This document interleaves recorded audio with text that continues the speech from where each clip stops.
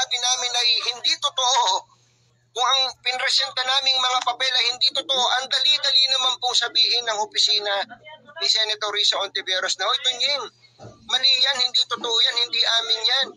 Yung project na yan, hindi amin yan." Eh, ang dali naman nun eh. Kaya nga ang tanong ko, ano sa sinabi ko ang fake news? Uulitin ko, kayo pong mga matatalino, pati yung mga abogadong kakampi ni Senator Risa Hontiveros, ituro ninyo kung ano yung fake news na sinabi ko. Ituro po ninyo.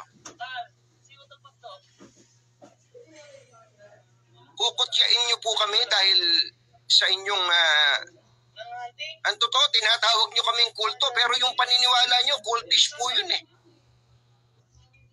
Yan ang ugali ng kulto, kayo.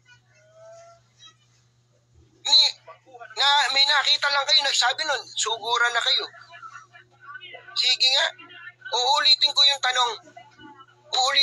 tanong, mga kababayan, uulitin ko. Sa lahat, pati mga abogado, actually, pati kay Senator, kay Congresswoman Laila de Lima, kay Congressman Chiel Jokno, at iba pa, kay Congressman, kay former Secretary Edwin Lasierta, kaibigan po natin yan. Ituro po ninyo kung ano yung fake news na aking sinabi. Sabi ni Senator Risa Hontiveros, wala po akong BICAM insertions, wala saan program fund, period. And dito na, papunta na tayo sa exciting part. Magkano ba talaga ang insertion ni Senator Risa Hontiveros?